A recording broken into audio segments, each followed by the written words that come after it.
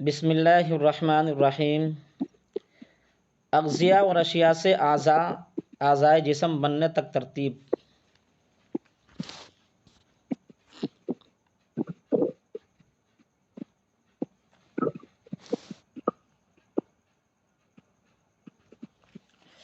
سب سے پہلے اغذیہ غذا اور اشیاء کھانے سے اخلاط بنتی ہے۔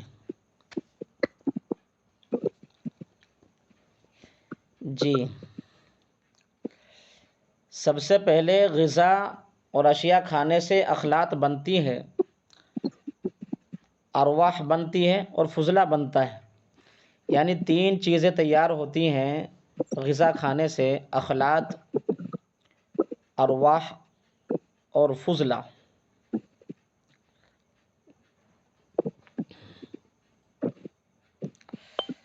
جی،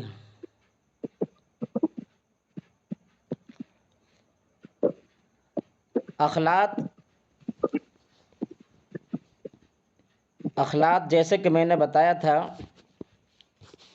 کہ اخلاط، اس میں تفسیر لکھی ہوئی ہے، صاحب کتاب نے لکھا ہوا ہے، یعنی غذا کے تین حصے الگ الگ ہو جاتے ہیں۔ ایک لطیف حصہ جسے ہلکا اور باریک کہا جاتا ہے، جیسے ہوائی اجزاء، اور اس کو ارواح بھی کہتے ہیں۔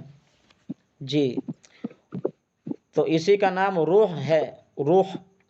اور ایک کثیف حصہ جو بھاری اور گاڑھا ہوتا ہے، اسے اخلاط کہتے ہیں۔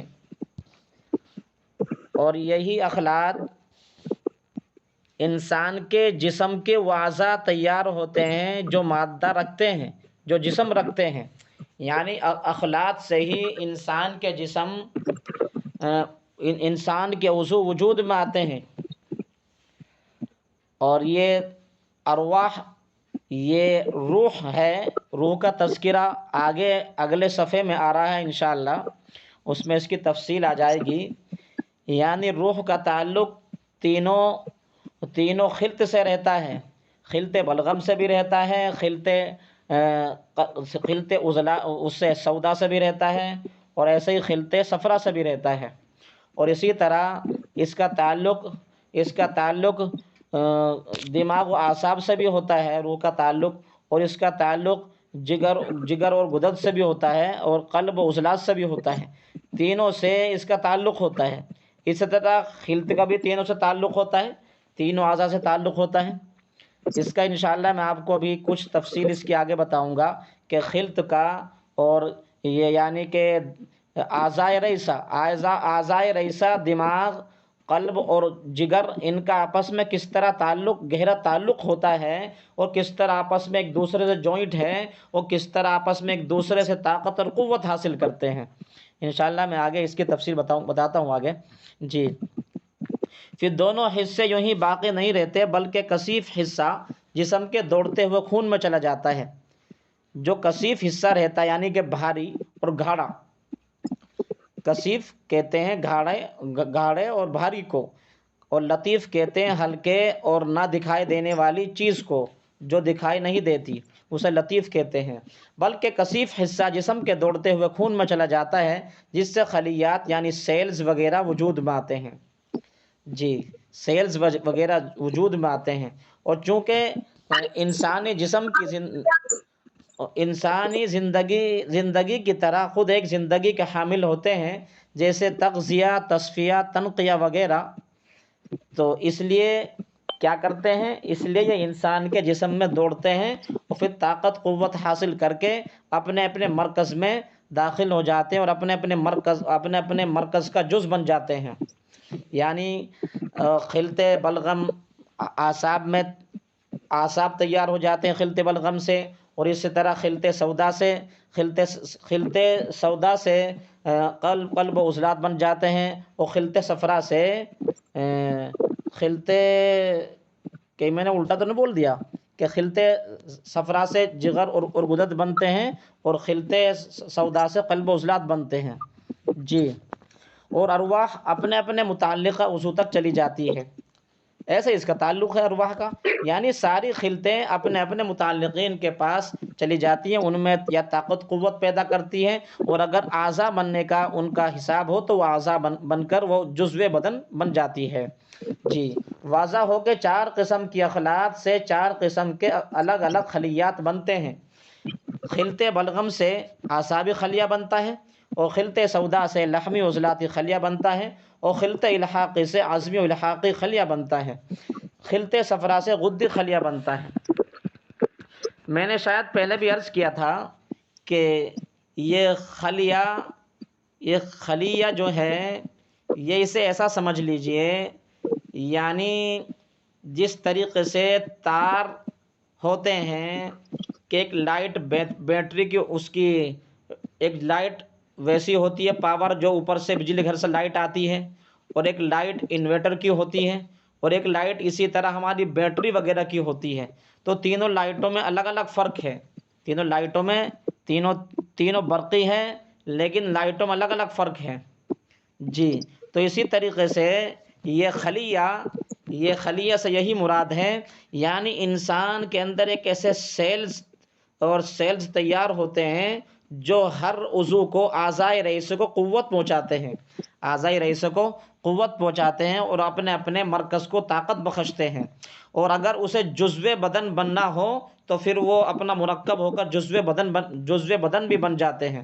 تو اسی کو صاحب کتاب نے کہا خلط بلغم سے اعصابی خلیہ تیار ہوتا ہے، اور خلط سودا سے لحمی عضلاتی خلیہ تیار ہوتا ہے، اور خلط الحاقی سے عظمی اور الحاقی خلیہ تیار ہوتا ہے۔ جیسے کہ میں نے بتایا تھا کہ عظمی معنی ہڈی، اور الحاقی سے مان لو کہ الحاقی مادہ یعنی کہ کریاں، رباط، اوتار وغیرہ۔ جی، خلط صفرا سے غدی خلیہ تیار ہوتے ہیں۔ پھر ہر خلیے کا اپنی قسم کے خلیے کے ملنے سے، یعنی جو خلیے پہلے سے بدن کے اندر موجود ہیں، جب وہ بہت سارے اکٹھے ہو جاتے ہیں تو ان کے اکٹھے ہونے سے انسجہ یعنی ٹیشوز تیار ہوتے ہیں، ٹیشوز وجود میں آتے ہیں، جن کے نام بھی خلیات کے مثل ہی ہیں۔ پھر انہی انسجہ کے ملنے سے اعضاء وجود میں آتے ہیں۔ کچھ آ رہا سمجھ میں جی؟ بھائی کلیم الدین صاحب کچھ سمجھ رہے ہیں نا؟ جو میں نے تفسیر کی، یہ جو ہے حضرت تغذیہ، تصفیہ، تنقیہ کل آپ نے سمجھایا تھا، جی تو اس کو دوبارہ سمجھا دیں۔ یہ تو میں نے اپنے طور پر سمجھایا تھا وجود میں آتے ہیں اور جی، یہ میں نے تغذیہ، تصفیہ، تنقیہ میں نے یہ اپنے طور پر سمجھایا تھا۔ اب یہ طبی اعتبار سے کیا ہے کیا نہیں، اس کی تفسیر انشاءاللہ آگے میں تلاش کروں گا، مل گئی تو آپ کے گوش گزار ضرور کروں گا۔ یہ میں نے اپنے طور پر ہی آپ کو سمجھایا تھا کہ اس کا مطلب یہ ہے، اس کا مطلب یہ ہے، ورنہ تو ان کا مطلب غالباً دوسرا ہو سکتا ہے۔ جیسے کہ میں نے عرض کیا تھا کل کہ غزل مولود پرورش کرنا، غذا دینا، پرورش کرنا، غذا دینا۔ غزہ تغذیتاً، یہ باب تفعیل کا مصدر ہے جی، تغذیہ اس کے معنی ہے پرورش کرنا، غذا دینا۔ ایسے ہی تصفیہ، صفا یصفید تصفیتاً، یہ بھی باب تفعیل کا مصدر ہے۔ اس کے ہیلو جی، ان سے کہہ دو کہ صبح کو منگا لیں گے۔ ہاں، کیا بچے تو ہے نا یہاں سے، اب تم اکیلا ہوں، میں کیسے لاؤں وہاں سے جا کے؟ ہاں جی، غزل عقلا تغذیتاً معنی عقل کو بڑھانا، عقل میں اضافہ کرنا، اور غزل انسان مستقل خوراک پہنچانا اور دیکھ ریکھ کرنا۔ صفا تصفیتاً معنی صفائی کرنا اور صفائی اور پاکی حاصل کرنا۔ جی، صفا ایسا یہ ہے، صفا تصفیتاً اس کے معنی بھی یہ ہے کہ صف شیء چیز کو درست کرنا، اور یا مان لو صف شیء کہ اس کو درست کرنا اور اس کا حل نکالنا۔ جی، اس کو حل کرنا۔ جی، ایسے ہی نقا تنقیتاً، نقا شیء تنقیتاً معنی صاف کرنا، آرائشوں سے پاک کرنا اور پسند کرنا اور قبول کرنا۔ جی، تو یہ تو میں نے لغوی اعتبار سے معنی تلاش کر کے آپ کے لیے لکھے تھے، بتائے تھے میں نے، اور یہ کیا نام اس کی، یہ غالباً تفسیر نہ ہو، لیکن میں سمجھتا ہوں اس سے کچھ سمجھنے میں آسانی ہوگی، اس لیے میں نے بیان کر دیا تھا، ورنہ اس کی تفسیر غالباً دوسری ہو سکتی ہے۔ انشاءاللہ جب سامنے آئے گی تو تلاش کر کے تو آپ کو ضرور بتاؤں گا انشاءاللہ۔ جی، جیسے میں نے ابھی اس کی تفسیر کی تھی کہ خلط سودا سے عضلاتی خلیہ، اور خلط الحاقی سے عظمی الحاقی خلیہ، اور خلط صفرا سے غدی خلیہ یہ تیار ہوتے ہیں۔ تو خلیہ کی جو میں نے تعریف کی تھی، یعنی جس طریقے سے میں نے ایک مثال دی تھی کہ ایک تو پاور لائٹ ہوتی ہے، اس کا ایئر ہوتا ہے، اور ایک ایسے ہی جو ہے انورٹر کا ایئر ہوتا ہے، اور ایک ایسے ہی بیٹری وغیرہ کا ایئر ہوتا ہے۔ ہر ایک کی لائٹ میں الگ الگ فرق ہے، اور لیکن ہر ایک اپنے اپنے مرکز کو روشن رکھتا ہے، اپنے اپنے مرکز کو اس کا مقصد میں آگے بڑھاتا ہے۔ جب یہ سب کے سب بہت ساری چیز پاور ایسے اکٹھی ہوئے گی، مثال کے طور پہ ایک مثال دیتا ہوں آپ کو، جس طریقے سے کمرے کے اندر میں یوں کہنے لگا کہ کمرے کے اندر اگر ایک بلب جلائیں گے تو روشنی ہو جائے گی، اور اگر ایک 20x20 کے کمرے میں آپ 10 بلب جلا دیں 10 پاور کے، تو رات کا سما دن کے سما سے بدل جائے گا، رات کا سما دن کے سما سے بدل جائے گا، یعنی رات کے بجائے دن ہو جائے گا۔ تو اسی طرح جب خلیے زیادہ اکٹھے ہو جاتے ہیں تو ان سے انسجہ یعنی ٹیشوز تیار ہوتے ہیں، پھر ٹیشوز وجود میں آتے ہیں، پھر انہی انسجہ کے ملنے سے جب اعضاء زیادہ اکٹھے ہو جاتے ہیں تو یہ انسجہ زیادہ اکٹھے ہو جاتے ہیں تو پھر ان سے اعضاء وجود میں آتے ہیں۔ جی، شاید میں یہی سمجھ پایا ہوں۔ جی، اعضاء کی کتنی قسمیں ہیں؟ اعضاء کی 2 قسمیں ہیں، اعضاء کی 2 قسمیں ہیں۔ جی، مفرد اور مرکب۔ مفرد اعضاء سے مراد ایسے اعضاء جن کی بناوٹ ایک ہی مادے سے ہو، یعنی غذا سے لے کر عضو بننے تک ایک ہی خلط، ایک ہی خلیہ اور ایک ہی قسم کے انسجہ استعمال ہوئے ہوں، مثلاً دل، دماغ، جگر، ہڈیاں، کریاں وغیرہ۔ جی، مفرد اعضاء یہ ہیں، دل میں اعصابی جو خلیے ہوں گے انہی سے جا کے دل کی پرورش ہوگی، دل تیار ہوگا۔ جگر جو غددی خلیے ہوں گے ان سے وہ تیار ہوگا، یعنی کہ ہر ایک مادہ اکٹھا ہو کر جب وہ اتنی مقدار میں اکٹھا ہو جائے جس سے کوئی جز بدن کا مفرد جز بن سکے تو وہ تیار ہو جاتا ہے، اور اس میں طاقت بڑھنے لگتا ہے۔ جیسے انسان کی پرورش ہوتی ہے، بچے کی پرورش ہوتی ہے، جیسے وہ بڑا ہوتا ہے، جیسا بڑا ہوتا ہے ایسا اس کا دماغ کا وزن بھی بڑھتا رہتا ہے، جگر کا وزن بھی بڑھتا رہتا ہے، اور دل کا وزن بھی بڑھتا رہتا ہے۔ جی، مراد ایسے اعضاء ہیں جن کی بناوٹ ایک ہی مادے سے ہو، یعنی غذا سے لے کر عضو بننے تک ایک ہی خلط، ایک ہی خلیہ اور ایک ہی قسم کے انسجہ استعمال ہوئے ہوں، مثلاً دل، دماغ، جگر اور ہڈیاں، کریے وغیرہ۔ نوٹ: مفرد اعضاء در حقیقت انسجہ ہی کا دوسرا نام ہے۔ اب یہاں صاحبہ کتاب بتا رہے ہیں کہ مفرد اعضاء اور انسجہ کسے کہتے ہیں؟